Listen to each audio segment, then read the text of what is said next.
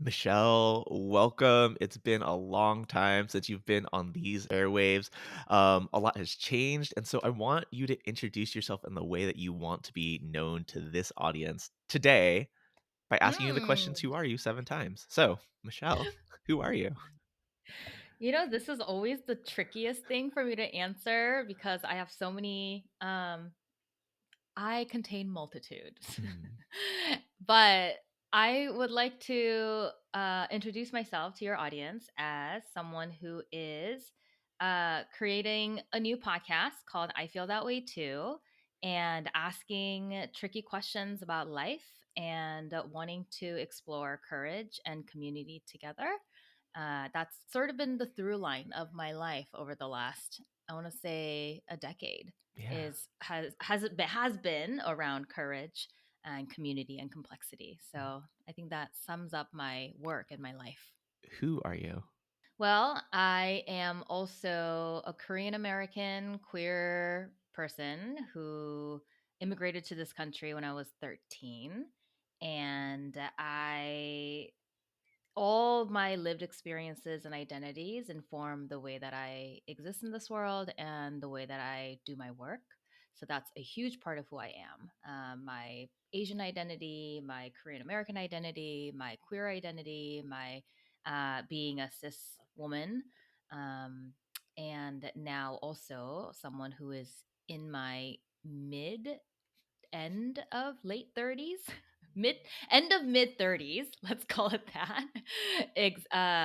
Having all kinds of existential questioning about my life and my career. So that's another part of my identity that I think has been a latest add-on. Mm, who are you?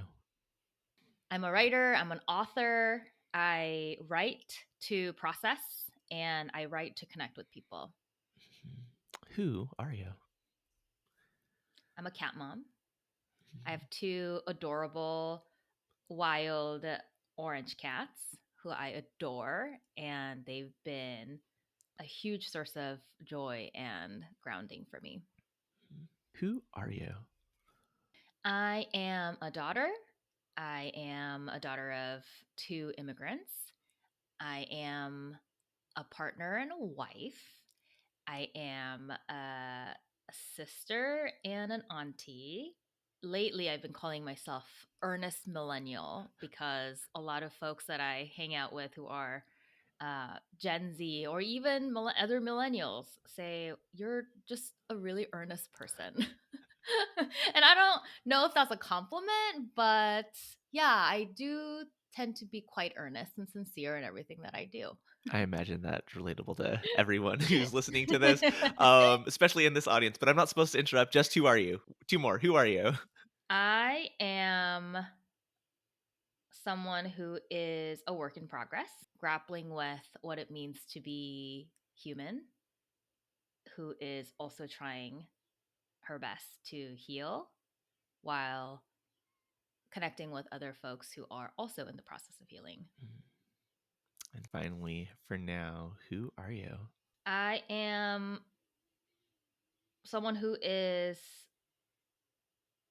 a little bit lost right now, who is searching for clarity, answers, and a new type of foundation and world that I want to be a part of. All things, maybe not all, but so many things that are in there we'll get into. Thank you for sharing yourself in that way. To the extent that you want to answer the question on this sunny July mid morning, how are you? I mean, all the things. I feel like I'm constantly oscillating between just complete despair and watching in horror everything that's happening in the world. And I also find pockets of joy that really ground me. And I've been feeling both incredibly enraged, but also hopeful, if I can say that, and grateful for the communities that I've been in connection with these days. So I'm all those things. Yeah. That's how I've been navigating. And I'm both tired and energized. It's all the paradoxical contradictions I feel every single day and every minute in my body, which has been also kind of disorienting. Here today, we're not going to talk about the litany of things that are giving us stress and Hmm. anger and rage. And, we as people who give a shit are connected to communities who are actively working uh, towards stopping some of those things from happening. And there is like hope and connection and energizing from that. But I want to know like what is giving you joy in the small things like outside of that. For me, right? Like I took my kid to the park this morning and it was the workers at the park, like these 50-year-old guys were like actually playing on the playground, like spinning Oh around my and God. like engaging with my little kid. It was like, yes, this is this is what I needed this morning. What is giving you joy like that? I mean, I have a few silly things. I have picked up knitting as a new hobby. So I've been getting a lot of joy just looking at different patterns, and I'm currently knitting a sweater for the first time. So that's been a source of joy. And I also have been going to vocal lessons. So I sing with people, and that's been really fun.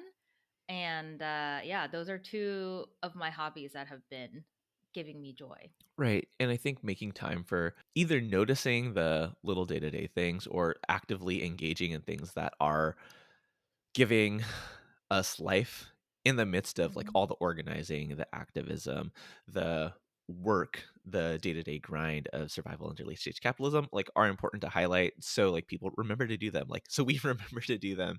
I had to be dragged into taking a pre-planned family vacation a couple weekends ago just because, Oh, like, yeah. shit is going down here in so many ways and I don't feel the need to like I didn't feel the ability to go and like talking to community and people are like no go like we've got this like like the work will continue while you're gone come back on Monday, right? Hmm. um and like those reminders are important. All of that brings us to what feels important to update this audience about like what's been going on for you. I mean, what has been going on for me since the last time we chatted? Mhm. I mean, you brought up some of the things. I have been really focused on talking about the things that have been impacting me deeply as a person, as a human being existing on this earth. And the issue that has really transformed my entire life is Palestine. So I've been really active in trying to advocate for Palestine for the last couple of years. I can't believe it's been that long. And I sunset my company, Awaken, that I poured everything into for 4.5 years, and decided to sunset it because it just felt like it was no longer serving me in a way that was nourishing. And the small bits of misalignment just felt like it was getting bigger and bigger to a point where I was really unwell mentally and physically.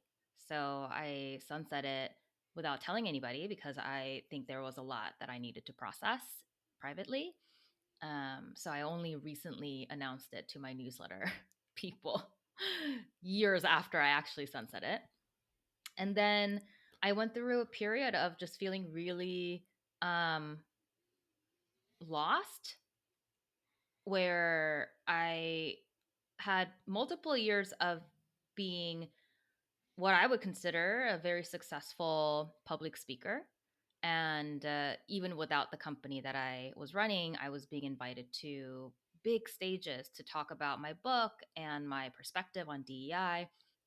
And then all of that evaporated when I started talking about Palestine online. And that kind of revealed a lot for me. Not only what the systems and the institutions that I was celebrated in were not ready for or were not permitting in their spaces to be spoken about, but also within me, how much of my identity was dependent on those institutions and their validation for my work and my value. So when all of that went away, I was kind of at a loss. and I was very, very depressed. I started SSRI for the first time. Hey, for caring for our mental health in all the ways that we can. And I was also then fortunate enough to find a friend who helped me to put together this beautiful project that is the podcast. I feel that way too. That is a slightly different direction than what I was used to in terms of doing institutional DEI consulting work, to just putting out the most honest, raw stories of my life. I mean, it just launched. And to me, out of all the projects that I've put out into the world, all the writing that I've done, this is the most vulnerable, courageous, and honest thing I've ever put out. So for that, I'm incredibly proud of the work that I've put in. From what you just shared, like, there are details about, like, almost every step of that journey in, I Feel That Way Too. I mean, specifically Mhm. in the episode about, like, who am I without my job? You detail, like, a little bit more about, like, what the experience has, like, been speaking out about Palestine and, like, business evaporating since Yeah. then. Folks, go listen to that, but I'm curious, like, if you'd be willing to share some of the things that specifically you experienced, right? Because it wasn't just that, like, hey, here's my career where I get this external validation, I get paid. Um, I have built community around this. I've been connected to lots of different people around this, but I it's almost like a death, right? Like when you Yeah. stand on principles, part of your world was no longer around. Like, what was that experience like? How were you impacted? I mean, it really impacted every aspect of who I was and who I thought I was. For me, the external validation and specifically institutional validation was a huge part of my identity in that I for the majority of my career, I think one of the skills that I prided myself about was that I could say my truths and stay in alignment with my values and remain in integrity in these spaces that demand that I do not, without getting kicked out. I think I was praised by DEI practitioners, my peers, but also social justice folks who thought that I was doing the best that I can to not dilute the work of social justice inside corporations, inside tech, inside these conglomerates, right? And I think I was really disappointed and hurt and felt a personal level betrayal when people thought that Palestine was the line for them. Mhm. That somehow my being consistent with my values, with my hopes for the world, and my sort of integrity, somehow that was crossing the line. And that was jarring for me to experience. And I think for a while, I think I was in denial that people were going to come around, or that, this is not going to be forever, but that hasn't happened yet. And I think the level of disconnect that I felt every time I received an email that said, "Oh, we're so sorry, we have to cancel the contract because of your public stance." Some people were really clear about the things that I had said that it was causing me to be fired. Like, I have an email from someone, a head of DEI, saying that they can no longer honor my contract that they had signed because I posted "From the river to the sea, Palestine will be free," and they consider that to be an anti-Semitic phrase. So I think, imagine this happening to the majority of clients that I had, Mhm. and hearing and also being cast as someone who was being anti-Semitic, which is also in opposition to my deeply held values and the way that I saw myself. So I think there were so many moments of me feeling not only misunderstood, but just enraged at the things that were happening in mass. And not only to me, but so many other people who were speaking out on behalf of Palestinians. Um, yeah, it was a really disorienting time. And I think that it also enabled me to really reckon with the part of me that I've been feeding for a long time, to feel safe, Mhm. to feel accepted, to feel like I belonged, and for me to let go begrudgingly the parts of me that I always thought was such a huge part of my identity. You named like the need of belonging um just now, and when that is taken away, like where do you go to find community? Right? What did that look like for you? Because one of the things that you said in like who am I? Like I'm lost, Mhm. right? And like Mhm. that's relatable in like slightly different but like very real ways to me, and I'm sure many other people listening. Lost, like not being rooted in a place where like you feel like you can be yourself, Mhm. speak your truth, and belong. And when you had a sense of belonging from the work that you've been doing for the last decade, right? Mhm. Um, that void, like how did you fill that void, or how are you working to fill that void? Yeah. I mean, I talked to Kelsey Blackwell, Mhm, who's a somatic coach, in the podcast, and this is a question that she asked me, like, how do you fill that void? And I think the sh- answer that comes to mind very quickly is like, oh, my friends, my community, right? Like they make me feel like I belong. They make me feel loved. They make me feel whole.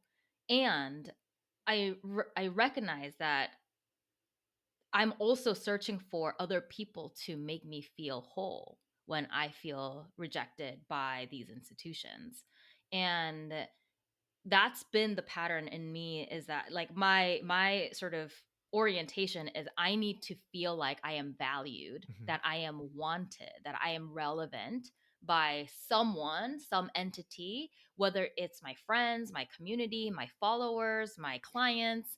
And I think what I really needed to sit with, and I'm still continuing to practice this with myself, is how do I find that belonging within me? How do I find that sturdiness within me without having to go to any sort of external entities that are outside of me? Because those things will always shift. But I also, um, I struggle with that also because of my values around community and not individualism. Mhm. So I think there's some contradictions here, but I think at the baseline, before I think that they need to coexist for me. I think that's the practice that I'm trying to do, because that piece around self acceptance, self love, self worthiness, and knowing that I belong to myself and that I am whole without any external validation has been missing for so long, that for me in that equation that was lacking. While I was getting, all kinds of validation and love from my community, it still felt like a bottomless pit. Mhm. So that's the part that I'm working towards filling. That's the void that I'm tending to the most, and really thinking about my all the selves that I embody, that inhabit within me, that I think about, like my younger self to the girl boss self that built that company, and um, the one that's feeling really scared because of scarcity mindset. Yeah. And there's just so many different parts of me that I need to tend to let those parts of me know that I'm going to be okay, and that we will get through this together, and that we know to call on the people that we love who care for us when we really need them. So I think it's been a sort of multi-layered ways of filling the void in a way that is in alignment with my values, but also something that I have to do on my own, because not all parts of the healing work can be done by other people for me. Yeah. Um, I'm doing an an intense amount of individual work too, and like the contradictions you're naming between, um, you know, self-love, do I love myself, and, like, the need for external validation because we value community, Yeah. it is so real. Like, yesterday, I facilitated a space for the 31 days of restorative justice practice. Sign up, link in the Oh, description of wow. wherever you're watching or, listening to this, right? But, and in that space, like, it was a beautiful space that I got to hold for so many people and, like, lots of external validation there, and, like, I named to the people, like, I see myself like smiling uncontrollably and my face is hurting because like I am in purpose. Like this is what I do and I am of service to my community. And in those moments, I can feel self-love, right? Because I am in Mhm. relationship to my community in a good way. And like it's not even necessarily that their words of affirmation are like giving me life. It's like the actual doing of things. But when you can't do the thing that you know like you do so well, like speak and inspire, right? For you and like uh, I have not been able to operate in the world the same way that I used to in 2020 and Mhm. 2021 because I'm a parent of two Mhm. young kids. Like, it's been really hard to feel that idea of love. And I don't think that I'm unlovable, but I do think that, like, my worth and my value is tied to what I'm able to do for people. And so, like, the ability to, like, look myself in this camera right now or in the mirror and say, like, I love this guy. Um, is a day-to-day struggle. Yeah. I'm curious if there are somatic or other practices that you have that are helpful for yourself, because I'm struggling here. I mean, that is so real, and I don't. If you find one, let me know.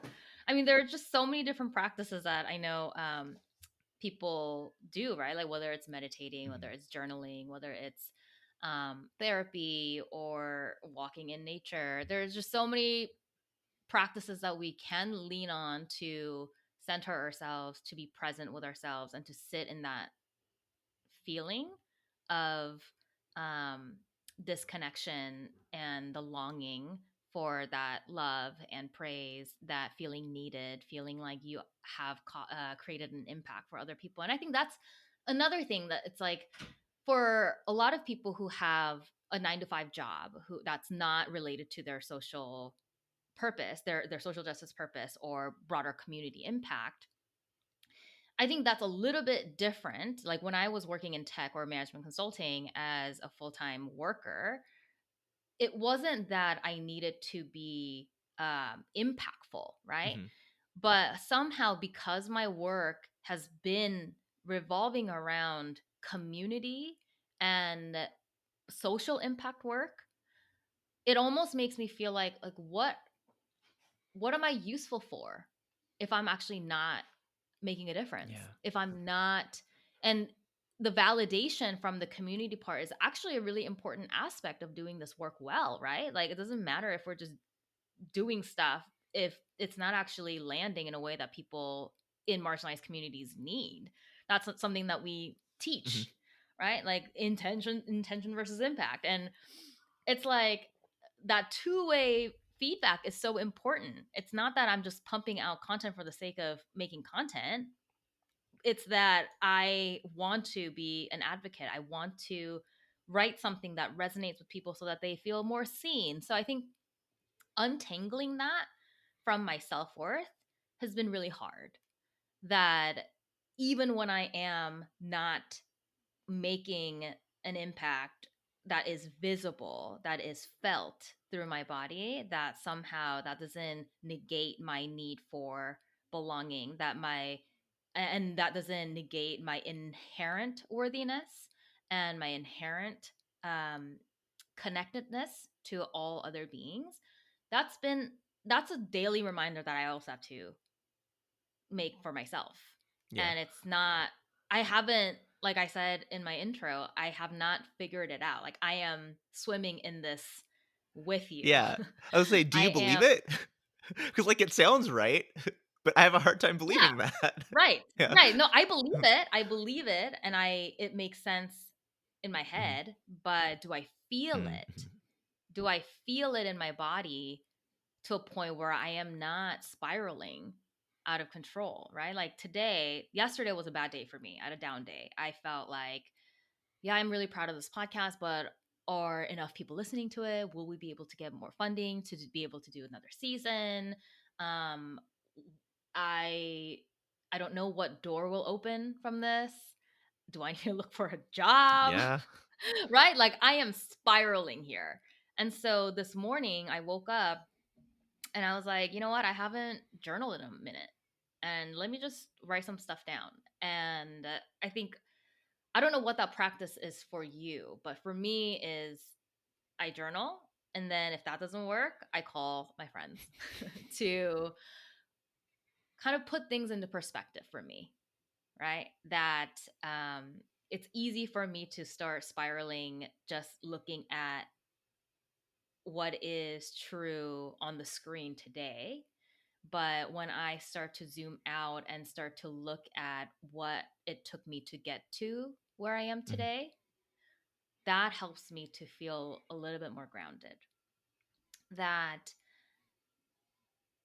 the things that I'm looking at are like the metrics and the numbers and people who are subscribing versus not subscribing, people who are unsubscribing from my newsletter, people who are right like these people who are unfollowing me, like all these things that are making me anxious in the moment right now. But then I also think about, okay, well, let's put things into perspective. It took me a year and a half to make this podcast. It's been 3 weeks since we launched it. So let me calm down a little bit. Mhm.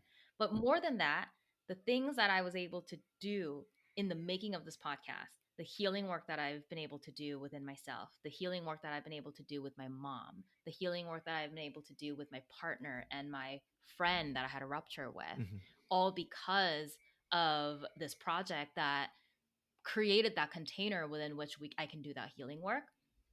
That's been so precious, right? So it's so easy for me to lose sight of all these things. And I'm all the things that I have also put out over the last decade, that's not for nothing.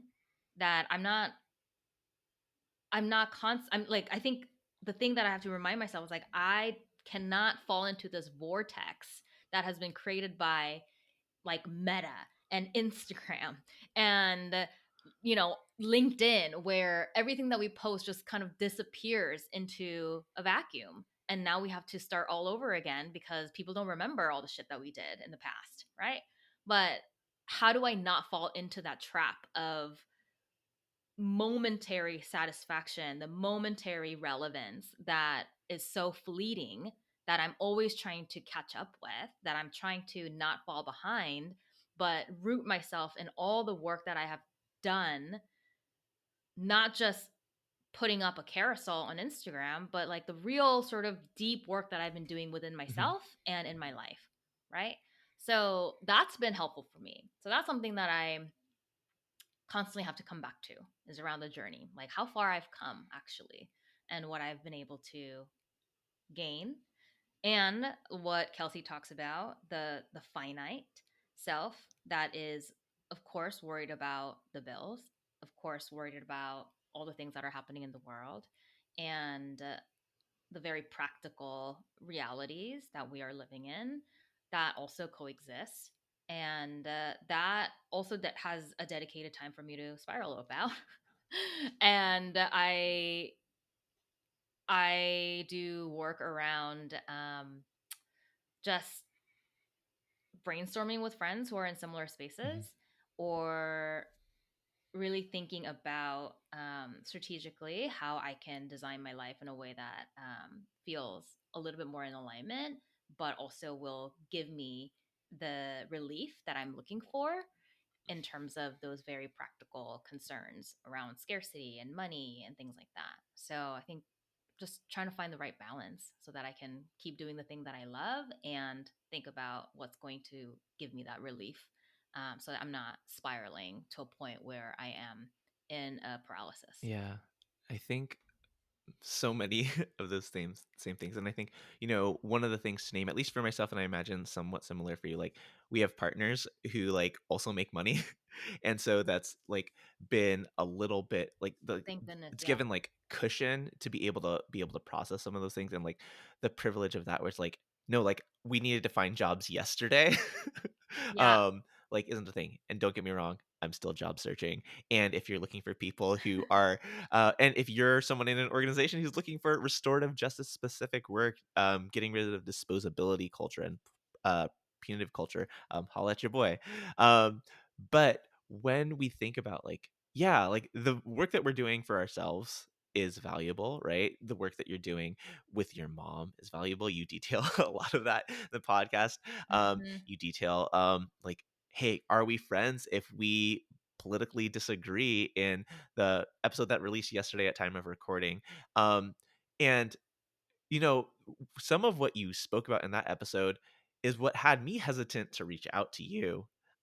Because as someone who has not been vocal Mm, on Instagram specifically about Palestine, I see things not mm, necessarily from you specifically, but I see things from people in our space. Let's see, that say like, if you don't express your values about Palestine in this way, you're really not about this life. I'm like, oh mm, shit. Well, I guess I'm not about this life.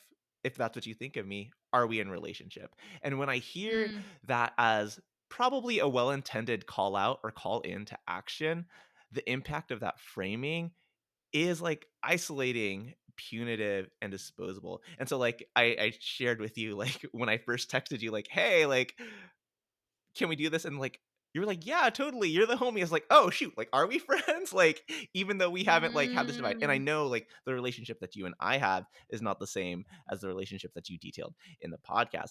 But I wanted to share that and hear your reaction and maybe get an answer to that question. hmm. That's what you meant. I Yeah. had no idea. I had no idea. I'm curious. So what went through your mind around like when you said it was hard for you to reach out? What went through your mind? What were you afraid Mhm. of? And I also want to learn a little bit about what made you, because you said I didn't know what prevented you from talking about Palestine online. Yeah. What ultimately prompted me to send it is like the worst that's gonna happen is like the most likely outcome is I'm gonna get ghosted, like, or get left on red. That's probably what's gonna happen. Mm, And like I can live with that outcome. um, it's very unlikely that I'll get like a rejection that will make me feel bad. And then like so it's worth the risk. Why I was not very active speaking on Palestine, like in my words, for a couple reasons. One, like from my perspective, from what I understand, there's nobody in my audience who like needs to be made aware of like mhm, what's happening. And like who am I to like share my uninformed, like not like on the ground and as informed opinions and analysis on something that like lots of other people are talking about in a good way. And so like I've shared mhm, like stories, but I did not produce content around that.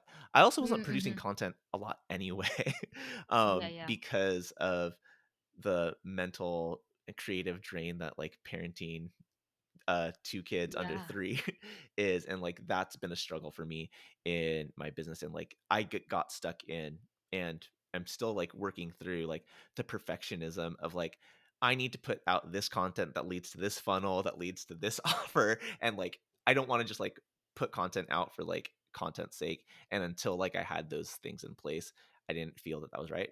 I see how that's flawed, and it's where I Mm, was in, in the time. But those are the primary reasons. Like I was saying, like if people like when I talk about restorative justice through a lens of abolition, anti-racism, and decolonization, like it's very clear. And people reach out to me to work with me in those specific ways. If like when I did a lot of outbound outreach to people who were like, oh, like you think about DEI and justice issues, like want to talk about restorative justice, almost every single cold outreach, no, I would say like 100% of the cold outreach calls that I had were like, "Oh, no, that's not what we were thinking about." It's like, "Oh, okay, mm, cool." mhm, So, like, this needs to be based off of attraction, not about like, "Hey, let me teach you about restorative justice through this lens to get you to understand that like this might be beneficial for your organization or company," not that you're ready to go. Because like what I'm talking about is not DEI. What I'm talking about is like ultimately in a lot of ways like horizontalizing your organization, like mm, flattening mhm, power and being accountable on that level. If folks haven't thought a lot about like Israel Palestine in that way, like they're probably not ready to do that. So like that's why like I wasn't making that risk. It wasn't for fear of like loss in that way. It's like one, like I don't know that I'm contributing significantly, and like I don't have my shit together enough to like be out there in those ways right now. That's good to know. Thank you for sharing that. What about the, I guess, persona that I have online made you hesitate to reach out? We have had, like, a personal interaction once, right? Mhm. Like, all of our other interactions have been, like, professional, and so it wasn't so much about your persona, it's like, do we have enough, like, relational capital to, like, make this Mm. ask? Like, I Mhm. asked it at a Mhm. time when I knew it would be professionally beneficial for you. Mm, Um, mhm. so, like, I was protecting myself in that, but it's like, we got boba and hung out, and, like, it was, like, a really good time, but that was, like, 3, 4 years ago. Yeah. And with like, is this gonna be worth her time? Like, that's why I was saying, like, Yeah. most likely, I'm gonna be left on red. Like, I'm not really expecting, Ah. like, a vitriolic rejection. You and Mhm. I don't have, like, a relationship where, like, we have those kinds of expectations of each other that, like, you could Mhm. reasonably, like, hold me accountable for my perceived silence, and, like, if Mhm. there was that attempt, like, I wouldn't have felt any kind of way. It's like, okay, we had, like, um, misalignment among, like, internet colleagues. I have not canceled all my friends who have not posted on Instagram, but I've also not been compassionate and kind to everybody who has not posted on Mhm, Instagram. I have had real ruptures with people who I couldn't resist calling out. And I have also had conversations with people who I understand why they haven't been able to post. mhm, And so I think this is a really complex thing because I will say that, especially at the height of my advocacy, public advocacy, I felt really, really activated by a lot of people who were uh, claiming to be DEI advocates and were staying silent. mhm, And I just didn't understand why. And I didn't actually care to know why, mm, mhm, right? Because I felt like I was also um, risking a lot. And I was also feeling the impact and the repercussions of those risks in my life, right? I was getting contracts canceled, people were backing out, I was not making money. And I think that also felt really yeah, unfair to me, right? And so I think there was um a lot of the times I think I was either directly shaming or judging people or quietly side-eyeing people. and that's the like, okay, am I in that category, right? Yeah. I You were not in that category because I first of all, I don't think you were regularly in my feed, so Ouch, I I'm wasn't kidding. like I blame the Yeah, yeah. algorithm. I don't think I was like keeping tabs on Mhm, you, you know? Like there were other people that I was definitely keeping tabs on because they were consistently in my feed and because they had a huge platform. And so I just want to name that, yeah, the judgment has been real. And like I said in the podcast, I think part of that judgment was also directed at myself for not doing more mhm, because there were so many other people who were doing far more than yeah, me, who were taking much greater risk than me. And so it was judgment both externally and internally. And because of the degree of violence and the urgency that we were all feeling, I think that that also contributed to how we were communicating with one another online, and which is continuing to happen. So I can understand both the people who are saying, if you haven't posted anything about Palestine, like you're dead to me and I don't want to know you. And I can also understand people who are grappling with all these contradictions and who are looking around and thinking, but I cannot afford to take this risk right now because I have kids, I have a wife, I have a family member that depend on me to be able to mhm, provide, right? Or I am undocumented, or I'm an immigrant and my visa is about to get revoked, right? Like there are myriad reasons why people are not able to take those risks, and I get that. And I think somatically I wasn't able to be in a place where I could be compassionate about all those reasons. Um, and I think that something that I've been talking to people about is how do we then create the conditions where we can take more collective risks together? Why is it that we are being put in a situation where we have to stay quiet or lose our job? Or why don't more of us have the kind of safety net that we can fall back on, Mhm. right? So then we go back to sort of the systemic failures that have created these conditions where we have to choose, which is a quintessential characteristic of oppression. And I think all of those things are swirling in our culture right now, online, offline. And for me, that episode that I did with Kai Cheng Tom was sort of not an answer, but for me, it felt like a bomb that has been necessary for me to feel a little bit less clenched and sharp Mhm. towards people that I do love and care about. You included, whose struggles I may or may not have the capacity to make space for, Mhm. but who I believe deserve love and belonging nonetheless. Hmm. Um, two things come to mind. One, I want to call back to page 165 of the Wake Up.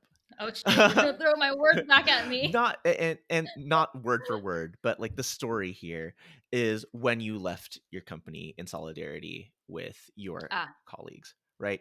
yep, You're a person who takes those risks and stands on principle. And you talk about how you had lots of other colleagues who are like, yep. I'm sympathetic, I'm with you. I'm trying to buy a house right now. I can't afford it. Or like any number of reasons. I think I'm just gonna stick it out. I don't want to get involved. It's too risky for me. Any number of factors that like you Mhm. or I can sit in judgment or understanding of. And like when I listened to that podcast yesterday, like was reminded like specifically of like this and like, no, this is Michelle. This is how Michelle moves in the world. Michelle takes these risks and stands on principle. And most people in the world don't have that in them, or they haven't Mhm. exercised that in them.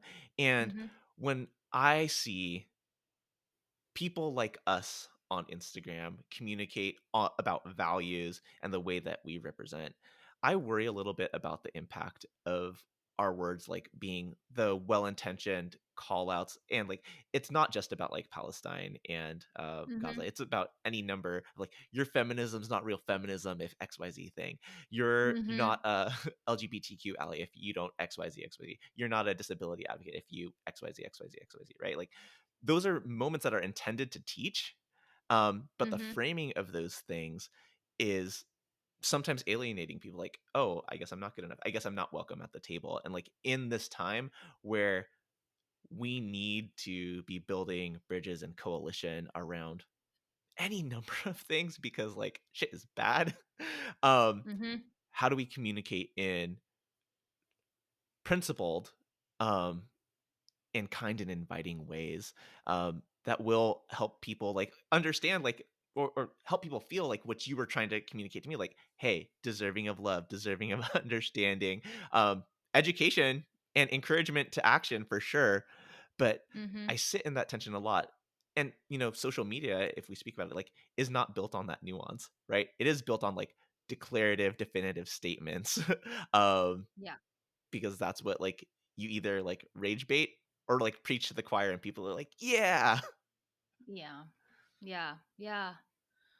Yeah, that's a tough one because I've been in both positions, right? Like I could name a number of posts where I have had those declarative statements where I have undoubtedly alienated many people. I had feedback come through mutual friends and from people who I don't Mhm, know who have told people who know me that, oh, I used to love following Michelle, but ever since Palestine happened, she just seems so like one-sided, that she seems so not making any room for complexity and nuance, and she's so black and white about this.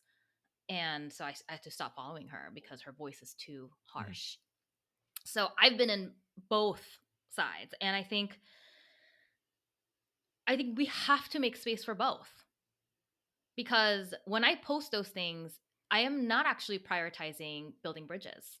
I'm not prioritizing making the space uh, more welcoming and safe for people who are newcomers. I'm actually expressing my rage and frustration. And I am helping people who are feeling that rage to feel seen and validated in their anger. And I think that there is space for that work too. Is it strategic for making our movement bigger? Debatable. Right, because like, it's But energizing people who are, like, with you. yeah, right. Because part of my work that's been important to me is cutting through the cognitive dissonance, right? That naming the cognitive dissonance that we feel, that when the rage that we feel this big, but then the acknowledgement of that pain and reality is this small in the world, and everybody around us is doing anything but acknowledging that Mhm. pain and making us feel like we're crazy. That is violent for a lot of people to experience over and over again, especially for marginalized people, for oppressed people. We know what that feels like, right? On a number of issues that we've been told were not a big deal. So I think there's space for that work where we are giving space for righteous rage. And I think there are people like you and me who also wear the hat of being a facilitator, being an educator, being a community bridge builder. And for me, the hat that I always often try to wear is the dot connector. That that rage is not meant to alienate and shame people, even if it feels like that is what it's doing today. Can we create more sturdiness and spaciousness for us to be able to receive that and not and metabolize that not as a personal attack and alienation, but as a call for us to tune into the pain of the people who are speaking out in that way. And yeah, and just kind of making space for us to then also do the work of translating that anger into a call for a broader movement by doing the education work, by doing the bridge building work, right? Because I often, what I do is I'll post something like, I'm so angry, I'm going to say all these things. And then the next day I'm like, what I meant to say to people was, right? And then I'll post something that's a little bit more um, processed, that is a little bit less charged with my own pain, but with the intention of building bridges and with the intention of, you know, channeling a little bit more of that tender energy that I also carry, but that doesn't always come first. So I have to also be mindful of like, which hat am I wearing and why is that important to me? And will this be useful for the people who are in my circle? Because the truth is, the vast majority of my following, I would say, are not the most politicized, the most radical leftist people. So that knowledge also helps me to discern how I should, um, what kind of voice I should put online versus what kind of voice is something that I channel to my group chat, Yeah, right? yeah. When is that useful? Right? When is my group chat useful? Where does my righteous anger really go? Mhm. Right? And how can I metabolize that and process that for a broader public consumption based on my goals of moving and influencing my unique following that probably looks very different than someone else's who needs that rage to be plainly visible online all the time. Yeah, and, in your conversation with Kai, like, they said, you know, we need to be more sensitive. Like, some people say, like, "Hey, like, don't be so sensitive." No, be more sensitive. Like, be attuned to That's right. what where that anger is coming from. Like, what about it is, like, what's pushing up against you personally versus being righteously enraged on behalf of others. And like, there's space for both, like as you were saying. but be attuned to like what's pushing on you personally, and like is pushing on your trauma, pushing on your shame. Maybe like you detailed, and I feel that too. And like what you're saying, like know when it's for the group chat, and like something that's been floating around my mind and thinking about my conversation with you around this specifically is, are you familiar with Dunbar's number? Why does that sound It's familiar? basically like, I'm not going to quote it perfectly, but it's the study that like human brains were not meant to interact with like more than 150 people. Right? Oh. And we Hmm. don't live in those conditions anymore, especially as a person like yourself, like who speaks, like who types tap tap tap tap tap, and tens and thousands of people interact with it, right? And then like they project their values, their own values onto you, their experience of the world onto like your words, and like you get some of that like parasocial feedback back, and like that's not healthy for anybody in that equation, but that's the world that we live in. Yeah. And like part of me just like, I'm gonna turn this off because like I recognize that I'm more present and attentive and a happier parent with my kids when I don't touch my phone that much. Yeah. And yet the work that I do is in this little in this little rectangle, right? And is connected to people in so many places, who have found, at the very least, like learning, solace, and at the most, like transformation through like my words, the things that I've offered, the spaces Mhm. that I've provided. Um, I don't know how to square that. I'm not going to stop. There's a little bit of both and, uh, but yeah, there's no complete end to that thought. Go. Mhm. Mhm. No, that's real. And I sometimes talk about how I want to get off these social media platforms altogether, and cuz it's not good for my mental health, and um I don't want to keep having to tinker with the algorithm and da da da da da. And my friend Lily Mhm. Zhang, I'm sure you know, we had dumplings a few months ago, and I was complaining about social media, and they were like, I think I wouldn't say this to everybody, but I think you need it. You need to be on social media because the way that you want to exist in this world doesn't always fit into the expectations and criteria of big institutions. Mhm.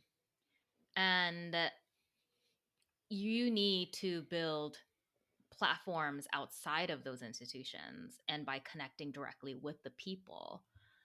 So I thought that was a really uh, important distinction and discernment for me, because I was always thinking about social media as almost like a sales tool, Mhm. right? Like you get promoted, you promote yourself and you get noticed and you stay relevant, and then you get work. But bigger than that was my ability to connect directly with people without the gatekeepers of the institutional guards, which to me has become more important than ever with my stance on Palestine. And so, yeah, I share the frustration with you. And I think there's very compelling reasons for people who believe in speaking truth to remain on these platforms. Um, yeah. No, that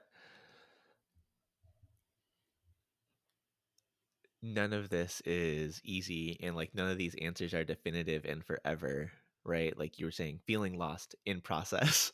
um Same girl, same.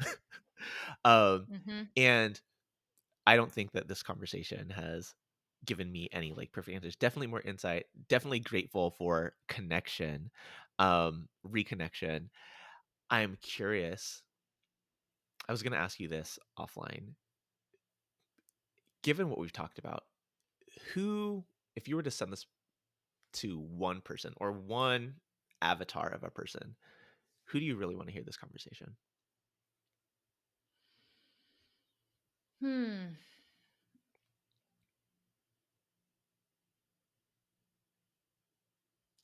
I think people who are feeling lost, not only about their like purpose in life, but also how they're navigating their relationships. People who are feeling both the anger but also shame. people who are trying to make sense of all that's swirling inside of them. I think those people would find this conversation, at the very least, like they're not alone,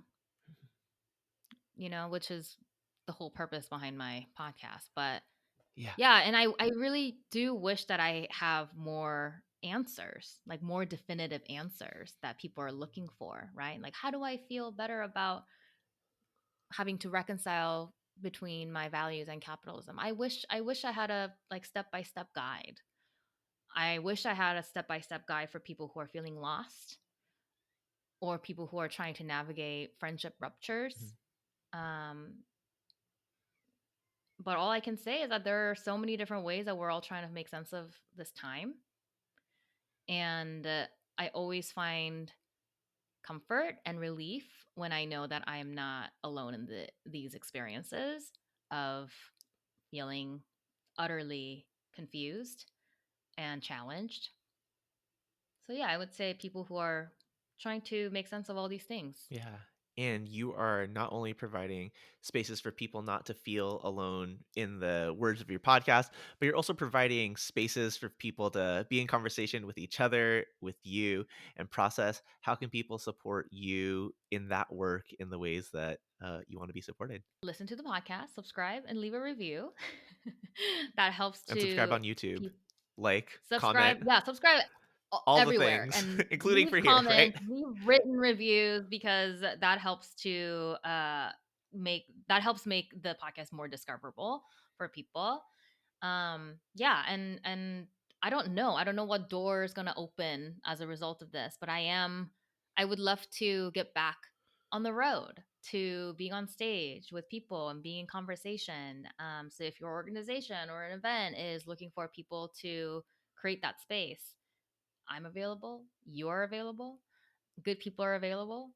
So yeah, and I want to see more people taking collective risk. I think that gives me a lot of hope every time I see that. And I think you inviting me to be in conversation with you was both a personal and professional risk. Um, and I appreciate you for that. Hello. So we were about to wrap up the podcast in a neat, tidy way, but then Michelle asked a follow-up question, and the conversation that ensued was too spicy for us to give proper context to given our time constraints during the time of recording. So sorry to leave you hanging like that, and with this abrupt end to the episode. But until next time, may you be safe, may you be happy, may you be healthy, may you live with ease, and may you work for a world where that can be true for everyone. Peace.